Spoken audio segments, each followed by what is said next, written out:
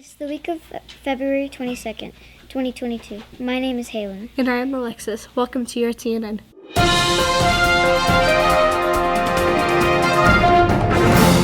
Shoppers wondering which colored car to purchase may soon be a thing of the past.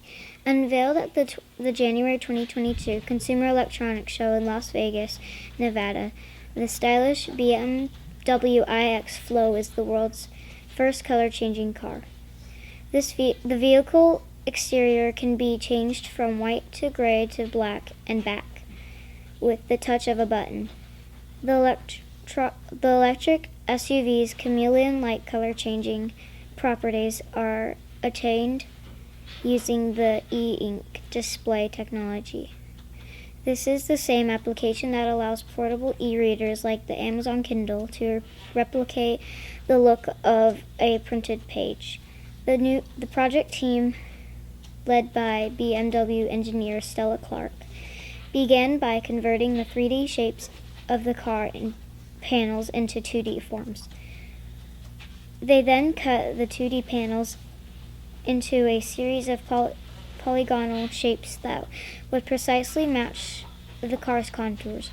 Once the paper prototypes had been tested, the team used them to laser cut the e-ink skin, added the necessary wiring, and carefully stuck each panel into the car's exterior. The vehicle's surface was then clear-coated to protect it from road grit and water. They are hoping to soon do the same thing, but with vibrant colors.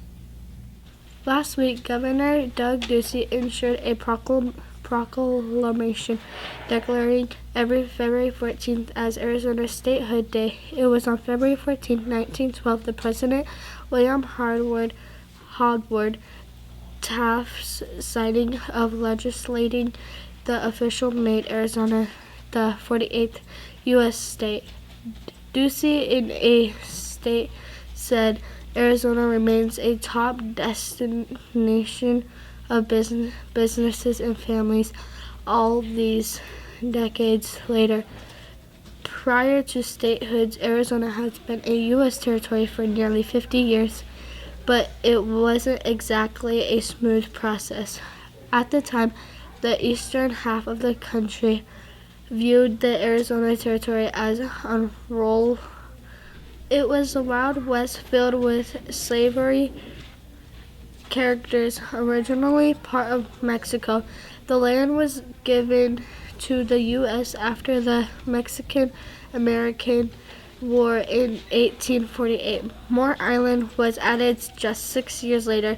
In the Garson's purchase, President Abraham Lincoln is the one who separated Arizona from New Mexico in the Arizona Organic Act. Citizens of the Arizona Territory pushed to become their own state, and in 1912 it finally happened. Now let's go over to Ms. Giacovelli with a weekly update. Good morning, Tartesso community. Welcome to another great week. It is the week of February 22nd through the 25th. Today is Tuesday, the 22nd, and we will have cake pops sold all week, TNN with Mr. Whistler, coding for 5th grade classes, our normal after-school clubs, SIT meetings with Mrs. Tracer and Mrs. Embring after school, and our Tartesso food truck fundraiser from 5 to 8 p.m. On Wednesday, we will have Girl Scouts with Miss Tracer. And on Thursday, we will have our book study for all teachers after school from 3:15 to 4:15, as well as Kona Ice sold at lunch. On Friday, we will have our counseling club with Mrs. Williams. Let's have a great week. Keep your behavior exemplary and always try your best. Thank you, Ms. Giacovelli. Here's Ms. Williams with Counseling Corner.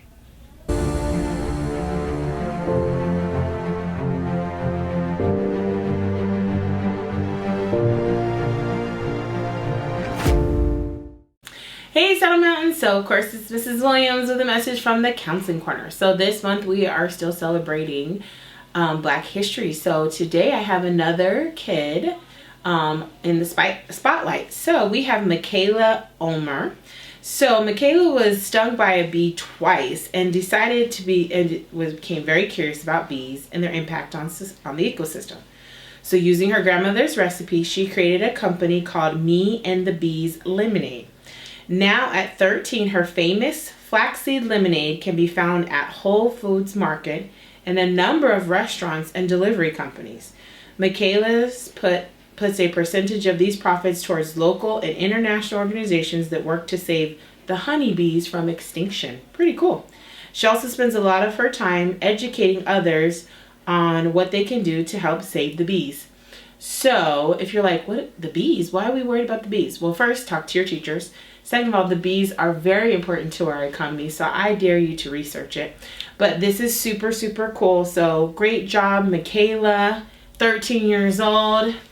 Awesome. All right, you guys, so this was our Black History Month, and we talked about all the different kids.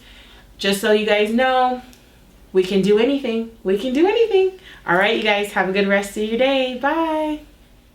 Thanks, Miss Williams. Here's Bree and Gabriel with sports. Welcome to sports. My name is Bree. And I am Gabriel. As you probably know by now, the Super Bowl was played last week and the LA Rams came from behind in the second half to beat the Bengals by a score of 23-20. The Arizona Coyotes beat the struggling Seattle Kraken last week by a score of 5-2. It ties their season record for biggest win with 3 goals. They ended up losing a close game to one of the league's best teams, the Tampa Bay Lightning, in their following game.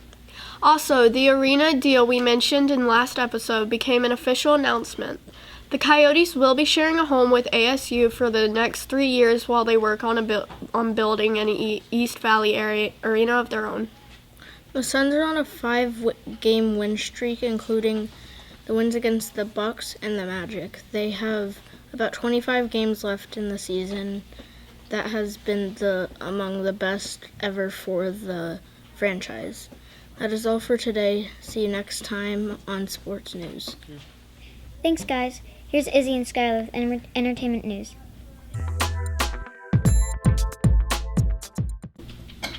Welcome back to Entertainment News. I am Skylar. And I am Izzy. February is almost over, which means March is almost here. March is a great time to be in the Phoenix area.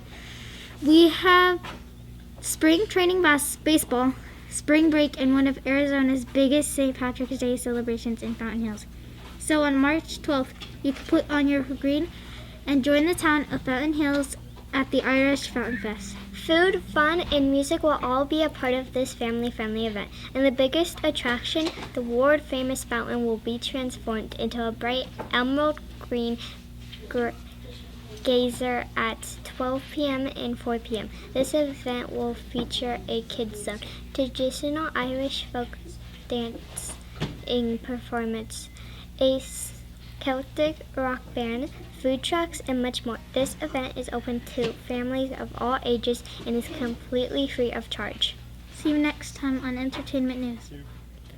Thanks, girls. Here's McKenna and Kendall with Joke of the Week.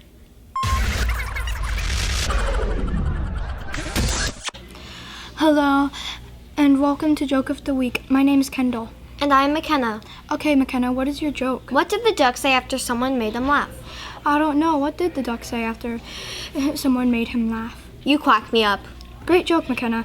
If you have a joke and would like to tell it on the news, please go to smusd.me/beonthenews, and we would love to have you on. See you next time on Joke of the Week. Thanks, girls. Here's Alejandro and Mateo with Fun Fact Trivia.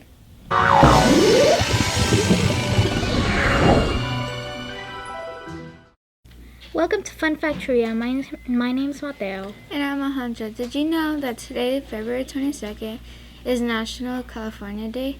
For more than a century, Spanish missionaries settled in California and manifest destiny in the Mexican-American War would play a pivotal role in making California a U.S. territory.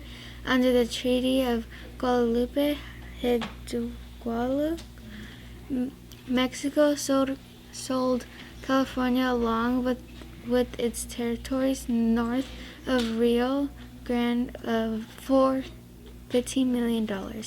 Only days before the treaty was signed, gold was found at Sutter's Mill in Sierra Nevada mountains. The gold rush of 1849 would set off an era of settlement unlike any a new territory had ever seen. On September 9, 1850, 2 years after the gold rush began, California became the 31st state. Your question today is about how many miles of Pacific coastline does California have for its famous beaches? A, 1,100, B, 1,400. or C, 1,700? You have 10 seconds to make your decision.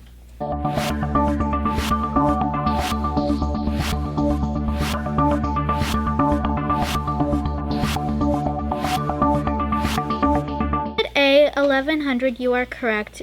You can follow the Pacific Coast Highway to see much of the coastline with its sandy beaches, cliffs, and mountains. Fun fact, did you know that California also has the world's tallest trees and the world's largest tree by volume? See you next time on Fun Fact Trivia. Thanks, guys. Here's Austin with This Week in History.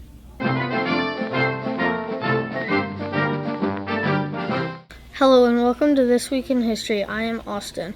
On February 22, 1980, in one of the most dramatic upsets in Olympic history, the underdog U.S. hockey team, made up of college players, defeated the four-time defending gold medal winning Soviet team at the 13th Olympic Winter Games in Lake Placid, New York. The Soviet team was thought of as the best in the world, lost to the young American team by a score of 4-3 in front of a crazy crowd of 10,000 people. 2 days later, the Americans defeated Finland 4-2 to clinch the hockey gold. The Soviet team had captured the previous 4 Olympic hockey golds going back to 1964 and had not lost an Olympic hockey game since 1968. 3 days before the Lake Placid Games began, the Soviets routed to the U.S. team 10-3 in an exhibition game at the Madison Square Garden in New York City. See you next week on This Week in History. Thanks, Austin. Let's go to Gannon with Science Time. My name is Gannon. Biofluorescence refers to an organism's ability to absorb ultraviolet or UV light and emit its colorful glow. The skill has been documented in fish, amphibians, reptiles, and even birds. However, glow-in-the-dark mammals are still new to science. The latest to hop on this elite list is a jumping rodent called the spring hare. Spring hares are which look like a mix between a kangaroo and a rabbit. They are only the members of a rodent genus Pididae. The 2 species found in South Africa and East Africa have short forelimbs and kangaroo-like hind legs that are used for hopping. The African mammal's color-emitting abilities came to light when some scientists went to Chicago's Field Museum of Natural History in 2021. The researchers from Wisconsin's Northland College had hoped to examine the fluorescence of flying squirrels. However, the specimens in the drawer turned out to be scaly-tailed squirrels, which didn't glow. But when their UV flashlight beamed on the squirrels in the adhesive drawer, the fur instantly lit up. Even a sample collected in 1905 has not lost its ability to glow. See you next week with more Science Time. See you. Thanks, Gannon. Here's Mika with Word of the Week.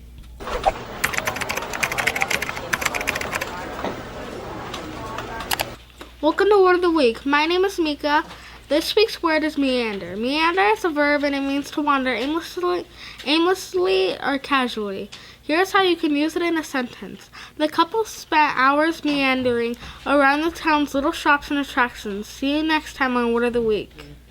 Thank you, Mika. That is all for this episode of TNN. See you next week.